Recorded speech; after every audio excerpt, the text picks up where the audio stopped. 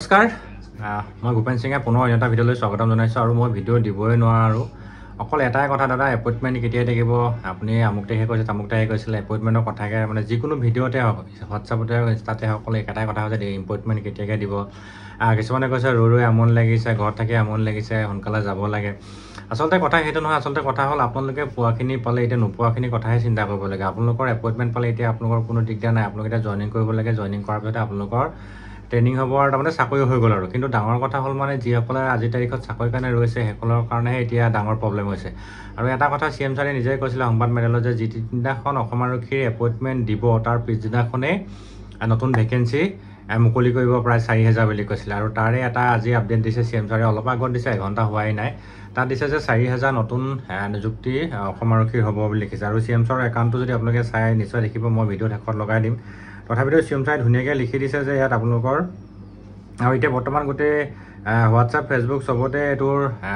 মানে নিউজতো দিবলৈ ধৰিলে তাত লিখা আছে 1 লাখ নিযুক্তিৰ লক্ষ্যত অতিক্ৰম কৰি অসমৰ যুৱ সমাজৰ বাবে 2 লাখাধিক সুযোগ সৃষ্টিৰ প্ৰতিশ্ৰুতি দেখি আমি আগবাঢ়িছোঁ অসমৰ যুৱক যুৱতীৰ বাবে আন এক আশাৰ আৰু নিযুক্তি লাভৰ বাৰ্তা কঢ়িয়াই আহিছে অসম আৰক্ষী 4000 নতুন চাকৰি এটা খুব ভাল আছিলে আৰু বহুতৰ যোৱাবাৰ আনকুৱালিফাইড হ'ল বতৰ বেয়া আছিলে তো এবাৰ এটা গল্ডেন চান্স দিছে পুনৰ হয়তো 5563টা পদৰ যোৱাবাৰ আছিলে কিন্তু এবাৰ 4000 হৈছে গতিকে তথাপিতো কিছুমানে বহুতৰ হয়তো এবাৰো কিছুমানৰ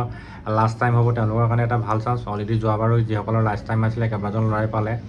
তেতিয়া এবাৰো হয়তো কাৰোবাৰ লাষ্ট টাইম হ'ব বা কিছুমানে নতুনকৈ এডভাৰটাইজমেণ্ট দিব তো সেইকাৰণে CM ছাৰে এইটো ভাল খবৰ দিছে কিন্তু যিসকলে অলৰেডি পালে তেওঁলোকৰহে মানে এতিয়া খুব তাৰমানে যাব বিচাৰি আছে যে সোনকালে এপইণ্টমেণ্ট লাগে আপোনালোকে সকলোৱে জানে বৰ্তমান CM ছাৰ লণ্ডনত আছে যোৱাকালি লণ্ডনলৈ গৈছে আৰু 18 তাৰিখে ৰাতিপুৱা আমাৰ অসম পাবহি তাৰপিছতে 18-19 তাৰিখৰ পৰা যিখিনি অসমৰ আৰু চৰকাৰী হিচাপে যিখিনি কাম কাজ আহে সেইখিনি কৰিব তাতে চাগে কিবা এটা ডিছকাছ কৰিব আৰু মই কৈছিলোঁ আগতো এটা ভিডিঅ'ত দিছিলোঁ এইটো মই কৈছিলোঁ যে CM ছাৰৰ সংবাদমেলৰ ওপৰত আধুই পিনি কথাটো কৈছিলোঁ 23 তাৰিখে আপোনালোকৰ এপইণ্টমেণ্ট দিব পাৰে বা সম্ভাৱনা আছে বুলি কৈছোঁ হয়তো 23 তাৰিখে দিব পাৰে গতিকে 23 তাৰিখলৈনো আজিনো কিমান দিন বাকী আছে অকণমান দুদিনমান ধৈৰ্য ধৰিলে হয় নহ'লে আপোনালোকৰ নেক্সট যিটো ছানডে আছে 27 তাৰিখ সেইটো হ'ব পাৰে কিন্তু অকল অসম আৰক্ষীখিনি এপইণ্টমেণ্ট দিলেই নহ'ব এপইণ্টমেণ্ট দিয়াৰ লগে লগে আপোনালোকৰ তাত জইনিং ক'ত কৰিব লাগিব সেইবিলাক মেনশ্যন থাকিব লাগিব আৰু ডাঙৰ কথা হ'ল তাতোতকৈ যে নতুনকৈ যেতিয়া আকৌ বিজ্ঞাপন প্ৰকাশ কৰিব 4000 তো আপোনালোকক এপইণ্টমেণ্ট দিয়াৰ পিছত কিমান খালী পদ থাকিলে সেইখিনি উলিয়াব লাগিব গতিকে কিছুমান ছিষ্টেমেটিক থাকে আৰু প্ৰচিডিউৰ থাকে সেইখিনি কৰোঁতে অলপ দেৰি হয়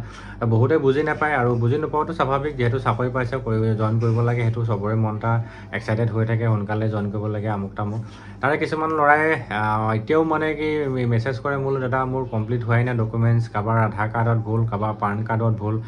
মানে কাৰোবাৰ এডমিটত নাম ভুল মইতো আচৰিত পাইছোঁ আজি 2 বছৰ দিন ধৰি আপোনালোকে অসম আৰক্ষী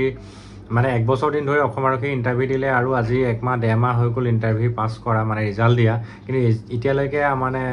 কাৰেকশ্যন কৰিবলৈ বাকী আছে অথচ এতিয়া আকৌ এপইণ্টমেণ্টৰ কাৰণে ৰৈ আছে এইবিলাক ভুল আপোনালোকে এতিয়াই কৰিলে আপোনালোকৰ ৰ'দৰ ভৱিষ্যতে বহুত কষ্ট হ'ব আপোনালোকৰ ভাবি চাব যেতিয়া মানে এইবিলাক এতিয়া আকৌ নতুনকৈ এটা কামত জইন কৰাৰ পিছত আকৌ এটা যেতিয়া প্ৰেছাৰ আহি যায় ন তেতিয়া ব্ৰেইনটো একদম বেয়া হৈ যায় গতিকে এইবিলাক কাম আপোনালোকে কেতিয়াবাই শুধৰণি কৰিব লাগে এতিয়া মই কিমানক ক'ম যে আপোনালোক এইটো ভুল হৈছে এইটো হ'ব নাই মোক সোধে এইবিলাক আজিকালি চব অনলাইন চিষ্টেম আছে যিকোনো এখন কম্পিউটাৰ দোকানলৈ যাওক যাবাৰ যদি আধাৰ কাৰ্ড ভুল হৈ আছে বা ফোন নম্বৰ নাই আপুনি আধাৰ কাৰ্ড তাত টকা 50 টকা দিব তাত সেইখিনি কাৰেকশ্যন কৰি দিব যে আপোনালোকৰ যিটো হাই ছেকেণ্ডেৰী কিবা আখৰ ভুল হৈ আছে নামৰ দেউতাৰ নাম মাৰ নাম নিজৰ নাম তাত আপোনালোকে SCB ৱেবছাইটত যাব তাত গৈ পিনি আপোনালোকে তাত অনলাইন এপ্লিকেশ্যন কৰিব নহ'লে আপুনি নিজে গুৱাহাটীলৈ যাওক তাত আপোনালোকে ডাইৰেক্ট তাতে কৰি দিব আজিকালি চব অনলাইন চিষ্টেম হোৱাৰ কাৰণে ইমান ধুনীয়া সুবিধা আছে তাৰ মাজতো আপোনালোকে কিছুমান সৰু সৰু ভুল কৰি ৰাখিছে চ' এইবিলাক একদম কাৰোবাক জনাবলগীয়া বা সুধিবলগীয়া কথা নহয় নিজে যিমানখিনি পাৰে ক্লিয়াৰ কৰি ৰাখক আৰু এটা কথা নকওঁ যে আপোনালোকৰ ভুল হ'লে যে আপোনালোকৰ কিবা অবজেকশ্যন নধৰিব সেইটো নহয় আপোনালোকৰ অবজেকশ্যন ধৰিব গতিকে ভুলবিলাক ক্লিয়াৰ কৰক আৰু যিসকলে অসম আৰক্ষীৰ কাৰণে ভাল মানে ৰৈ আছিলে আজি ভাল খবৰ যে আপোনালোকৰ ফাইনেলি 4000 পদ আজি পুনৰ CM ছাৰে ঘোষণা কৰিছে হয়তো এপইণ্টমেণ্ট দিয়াৰ পিছদিনাখনেতো আপোনালোকৰ বিজ্ঞাপন আহিব বুলি CM ছাৰে কৈছিলে ময়ো তাকে ধৰি পিনি ভিডিঅ' দিছিলোঁ সেইটো সেইকাৰণে আপোনালোকে এতিয়া অপেক্ষা অন্ত যে আপোনালোকৰ খুব ভাল খবৰ 4000 নতুনকৈ আকৌ ইণ্টাৰভিউ দিবলৈ পাব তাৰ মাজতে মোক বহুতে সোধে দাদা ফৰেষ্ট ডিপাৰ্টমেণ্টৰ আহিব নাই ফৰেষ্টমেণ্টৰ ডিপাৰ্টমেণ্টৰ অলপ বেলেগকৈ পাতে ইণ্টাৰভিউটো পুলিচৰ লগত নাপাতে ফৰেষ্টৰ কথা CM ছাৰে আপডেট দিব চিন্তা কৰিব নালাগে অলৰেডি মই ভিডিঅ' দি ৰাখিছোঁ ফৰেষ্টৰ কাৰণে আৰু ফৰেষ্টৰ আহিলেও ইমান ভেকেঞ্চি নাই গতিকে কাৰোবাৰ যদি বয়স নাই পুলিচৰ কাৰণে তেতিয়াহ'লে ফৰেষ্টলৈ ল'ব লাগিব আৰু যাৰ বয়স আছে তেতিয়াহ'লে পুলিচে লওক এটা গোল্ডেন চান্স আপোনালোকৰ পুনৰ 4000 আৰু নেক্সট আকৌ কেতিয়াকৈ মানে বিজ্ঞাপন প্ৰকাশ কৰিব এইটো আশা কৰিব নোৱাৰি, কিন্তু এবাৰ যিসকলৰ চান্স পাব সেইসকলে খুব ভালকৈ দিবলৈ চেষ্টা কৰক, নতুন হওক পুৰণি হওক। তো কথাখিনি কৈ গ'লে বেছি দীঘলীয়া হৈ যাব, বৰ বেছি কথা নকওঁ। আপোনালোকৰ শেষত পুনৰ যিসকলে মোৰ চেনেলটো ফাৰ্ষ্ট টাইম ভিজিট কৰিছে চেনেলটো ছাবস্ক্ৰাইব কৰি ৰাখিব, ভিডিঅ'টো ভাল লাগিলে লাইক এটা কৰিব আৰু সকলো ভিডিঅ'কৈ শ্বেয়াৰ কৰিব। আৰু CM ছাৰৰ যিটো ফেচবুক একাউণ্ট আছে কি আছে আপোনালোকক মই দেখাই দিব বিচাৰিছোঁ। আৰু সকলো ভালে থাকক, ধন্যবাদ। আৰু এইটো CM ছাৰৰ একাউণ্ট হয়, নিশ্চয় দেখিছে। আৰু এইটো CM ছাৰে এইটো দিছে আপোনালোকৰ আপডেটটো প্ৰায় এঘণ্টা হৈছে, দেখিছেনে? এইটো 1 লাখ নিযুক্তিৰ লক্ষ্য অতিক্ৰম কৰি অসমৰ যুৱ সমাজৰ বাবে লক্ষাধিক সুযোগ সৃষ্টি প্ৰতিশ্ৰুতি তাত লিখি দিছে আপোনালোকৰ এইটো 4000 নতুন চাকৰি, ধুনীয়াকৈ দেখিছে। জাষ্ট এতিয়া 1 ঘণ্টা হৈছে। আৰু এইটো CM ছাৰৰ তেখেতৰ নিজৰ ফেচবুক পেজ হয়, আপোনালোকে নিশ্চয় দেখিছে। এইটো CM ছাৰৰ হয় আৰু অলৰেডি গোটেই কথাখিনি অসমৰ সংবাদ মাধ্যমত প্ৰকাশ কৰি আছে, আপোনালোকে চাব পাৰিব তাতো।